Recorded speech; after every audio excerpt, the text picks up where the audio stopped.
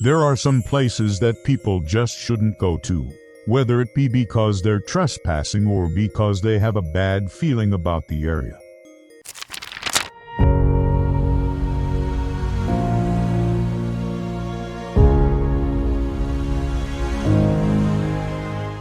Sometimes there are places like this that are just begging for someone to stay away from them.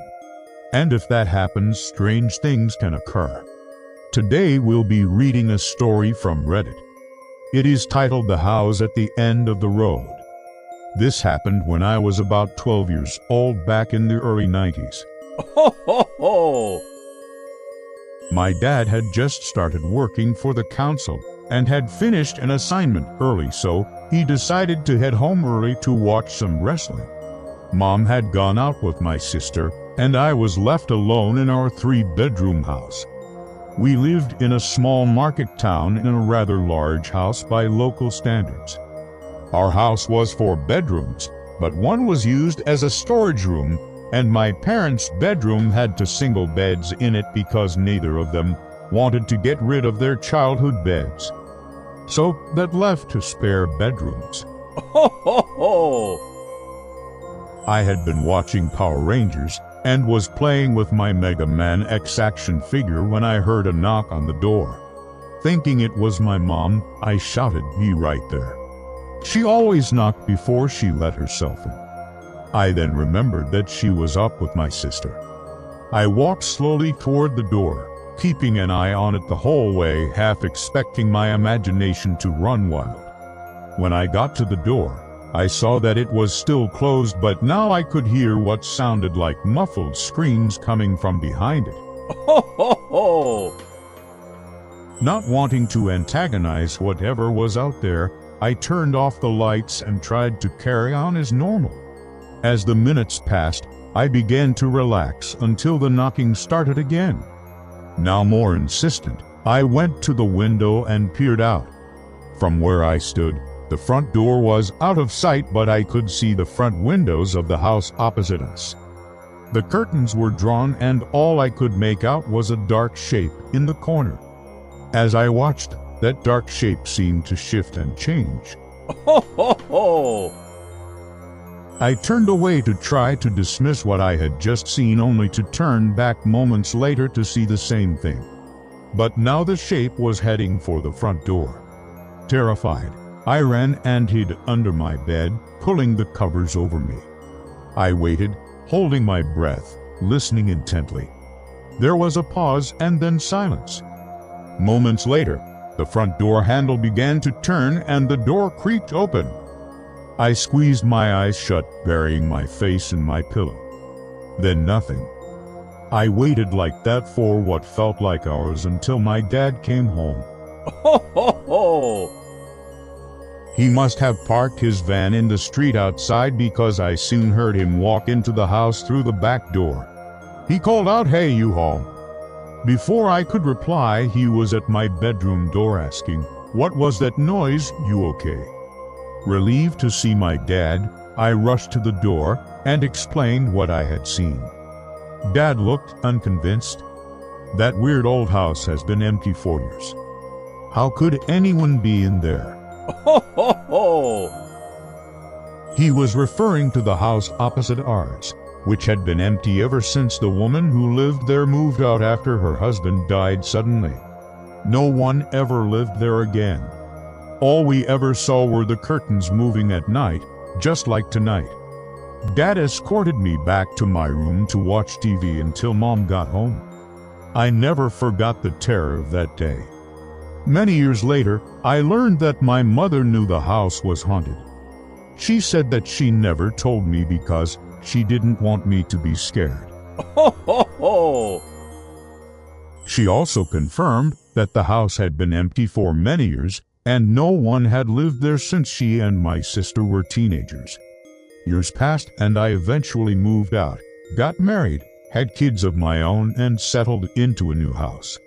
One day, I was looking at the houses in my new neighborhood and realized that one of them was identical to the house that I grew up in.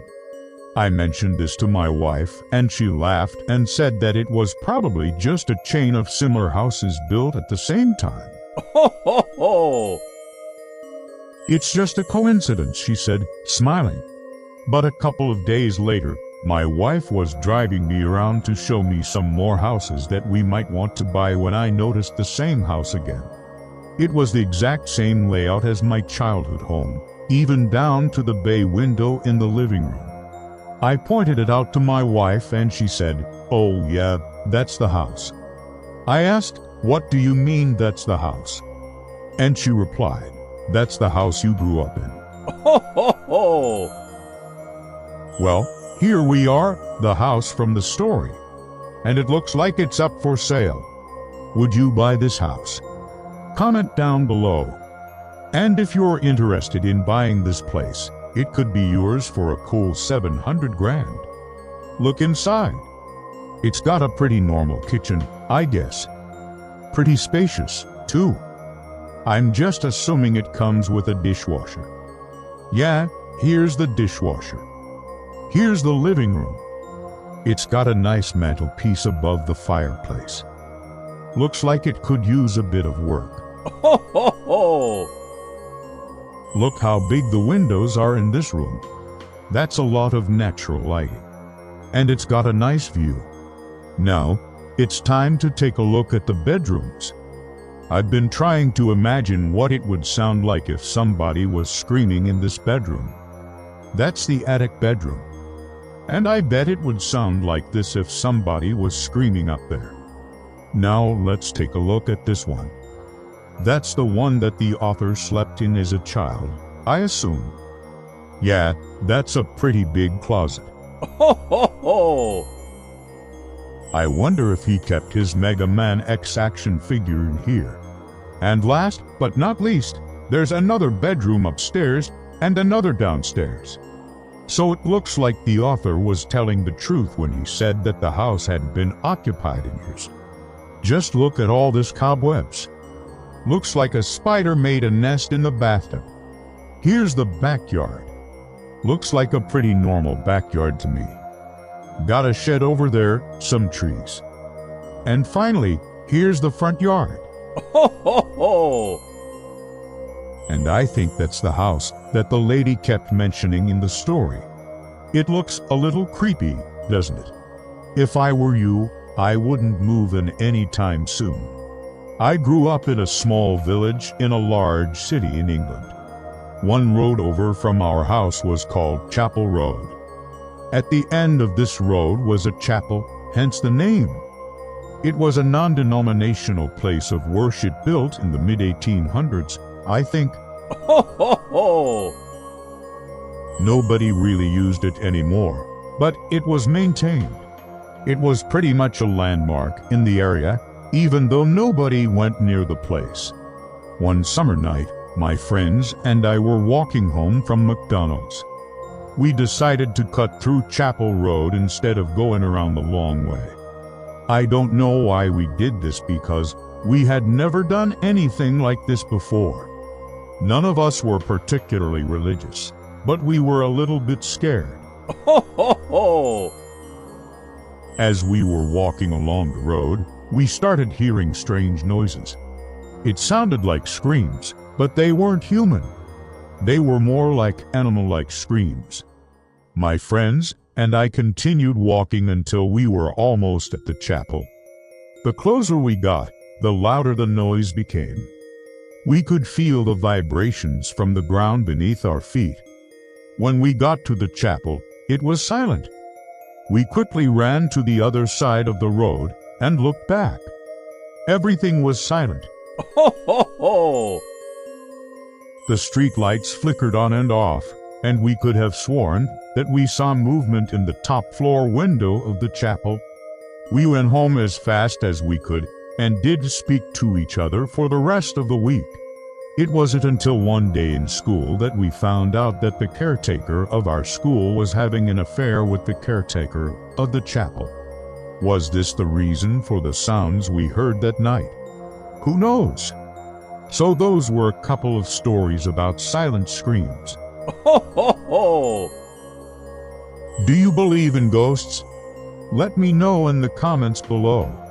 And if you want to hear more stories about scary places, click the video on screen now. Comment "scary place" if you made it this far. And thanks for watching. Thanks for watching. Leave a like if you enjoyed. And if you haven't already, what are you waiting for? Subscribe for more content. Ho ho ho!